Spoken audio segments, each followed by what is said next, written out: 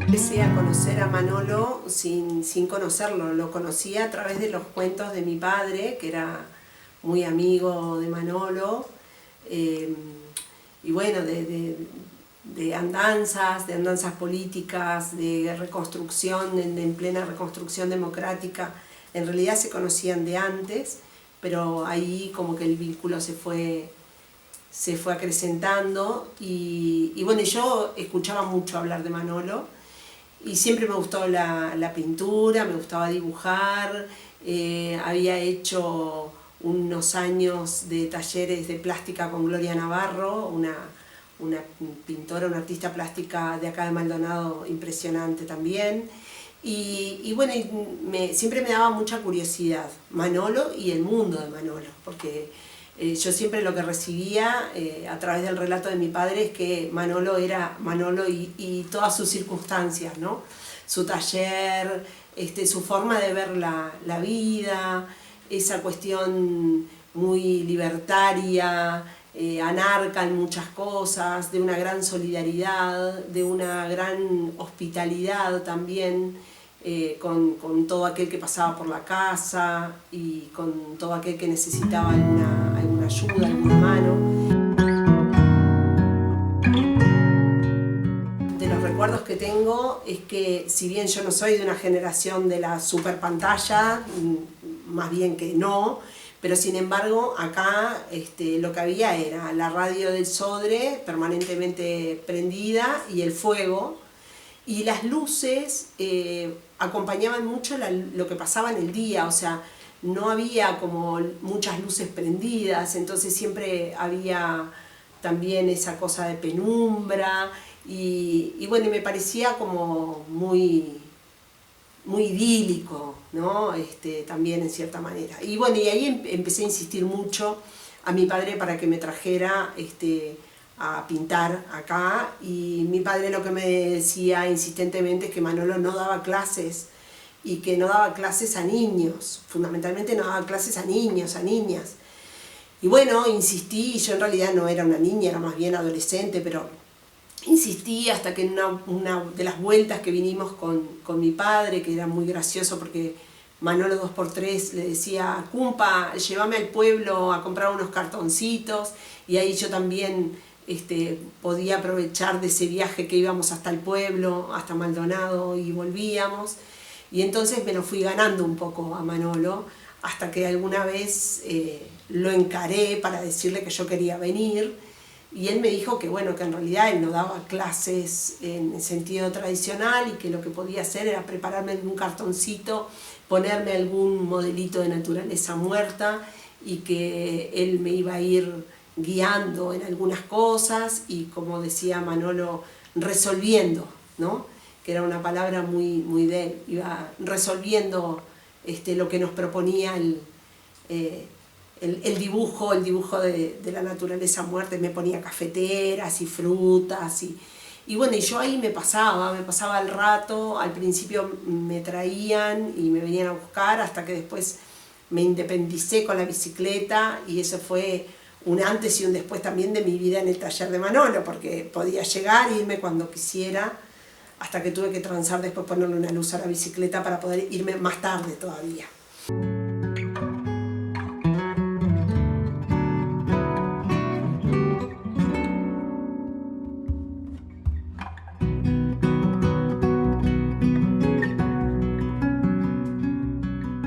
Me dijo cuando aceptó que viniera, me dijo como que él no me iba a dar una clase en el sentido tradicional, ¿no? Que él me iba a hacer me iba a dar algunas indicaciones, íbamos a ver cómo íbamos resolviendo el cuadrito del día, me iba a preparar algún cartoncito, él siempre me iba a tener preparado el cartoncito, y esas cosas, ¿no? Y que tratara también como de ver, me insinuó siempre mucho que estuviera como muy atenta, y que también pintar era un trabajo, ¿no? Eso también de Manolo, de decirte, bueno, hay que trabajar, ¿no? Esto es un trabajo, y una frase muy de él, que hay que dejarse de joder, ¿no? Es cuando la cosa se ponía muy rebuscada, muy retórica de las cosas, él usaba mucho esa expresión, vamos a dejarnos de joder, ¿no? Como diciendo, vamos al grano, vamos a resolver esto, pero básicamente lo que nos estaba diciendo era, vamos a ponernos a trabajar. Y tenía eso, ¿no? Manolo era un tipo muy, más allá de su bohemia, era muy apegado a esta idea de que él lo que hacía era trabajar. Y eso me parece que también lo dignifica en su recuerdo, porque él era un obrero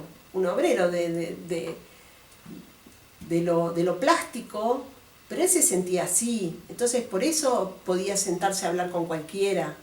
Venía desde alguien muy encumbrado, que le quería dar como el mismo barniz a Manolo, y Manolo le dejaba claro enseguida al otro que él era un laburante.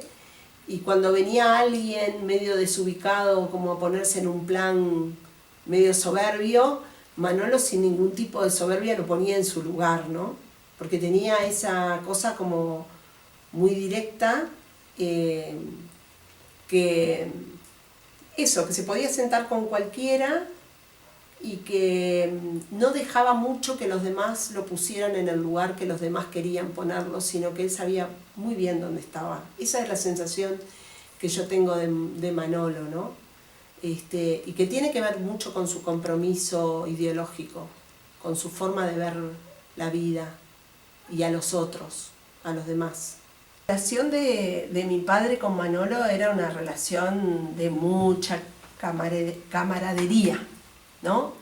Eran de esos amigos que son como concepciones de la amistad, ¿no? Esos amigos que se puede recurrir el uno al otro sin necesidad de verse habitualmente, aunque se veían también habitualmente. Era de mucho respeto, mi viejo obviamente lo admiraba como pintor, pero se respetaban mucho a nivel político, se tenían mucha confianza, y hay algunas anécdotas que son muy graciosas de encuentros, y mi viejo, que en realidad era un gran surcidor de mucha gente muy distinta de la izquierda, lograba también que Manolo se encontrara con otros que no eran, que eran muy afines porque teníamos como un proyecto común, pero que teníamos como distintas visiones de la izquierda en Maldonado, y bueno, ese fue el caso del encuentro justamente con Sócrates Martínez. Entonces, bueno, Manolo para mí también tiene esa importancia, su relación con algunas figuras políticas a nivel nacional, que en algún momento se rescatará, pero era un tipo de mucha referencia a ese nivel. Y bueno, obviamente acompañado de su importancia artística, ¿no?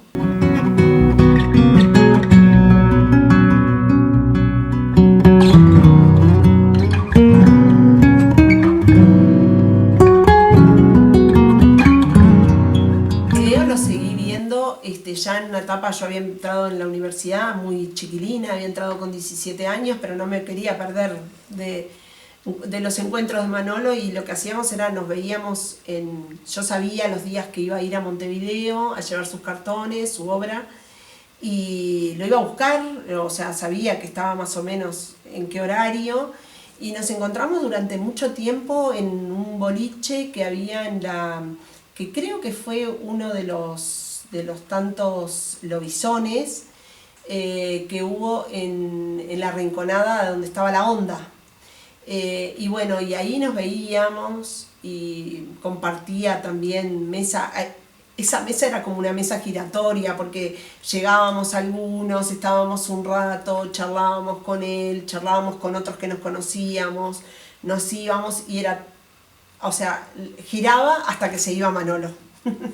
Y muchas veces Manolo se iba en los últimos ómnibus, así que era como su oficina en Montevideo, pero anduvo por muchos lugares, por otros lobisones también. Yo recuerdo en esa época creo que era el 86, por ahí, esos años.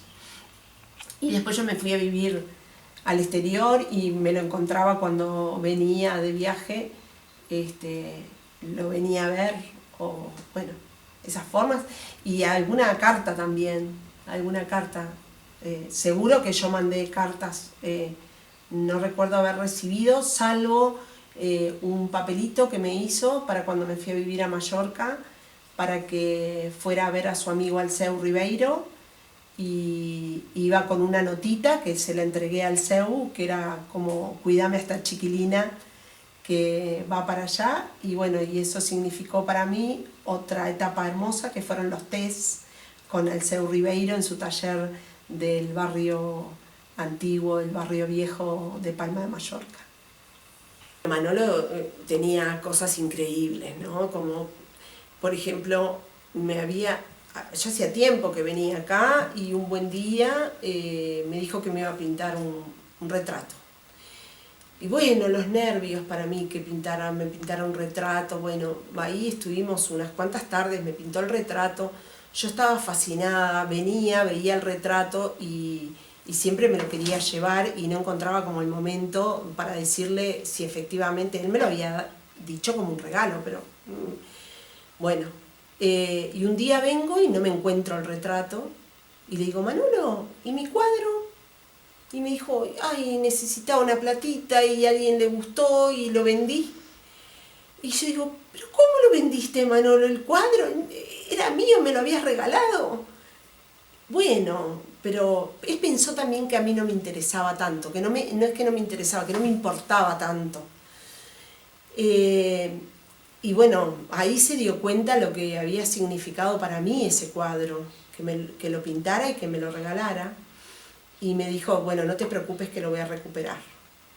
Y yo la verdad que al principio pensé que me lo decía para conformarme.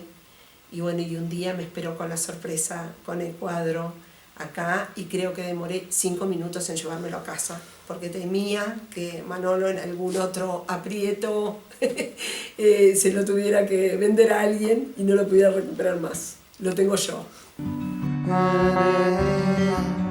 Algunas de las veces cuando ya él estaba con algunos problemas respiratorios, lo fui a ver, una de las vueltas que estaba internado, y en realidad no hablábamos mucho, pero me pasaba cuando venía más más niña, más chiquilina acá, que a veces no hablábamos tanto, y nos quedábamos al lado del fueguito escuchando la música y de repente salía un tema. Y en el sanatorio fue un poco eso también, ¿no? No hablábamos tanto, yo lo agarraba de la mano y le contaba alguna historia, que bueno, que lo hacía reír. Mucho no podía reírse porque le venía una tos imponente, pero era eso, ¿no? Con Manolo yo tenía esa cosa que no me ha pasado con mucha gente, porque yo soy de hablar bastante y me gusta charlar, que es que pude compartir silencios, ¿no? Y no con todo el mundo podés compartir silencios sin sentir incomodidad. Y con Manolo yo compartí muchos silencios sin sentir la incomodidad de que había que hablar. Y eso estaba bueno, sobre todo teniendo en cuenta la diferencia de edad que teníamos, ¿no? Y capaz que sin querer él me enseñó eso, ¿no? Que se puede estar en silencio sin estar incómoda. Capaz que me enseñó eso. No es Manolo si uno no recuerda a Mariquita, ¿no? Pero no porque atrás de Manolo estuviera Mariquita. Yo creo que Mariquita, como muchas mujeres, habilitaron, en este caso habilitó a que Manolo fuera lo que fue. Mariquita es la que daba como ese sostén seguro, ¿no? Con su trabajo. Era la que llevaba un poco la articulación del tiempo en este lugar. Entonces Mariquita era una pieza fundamental.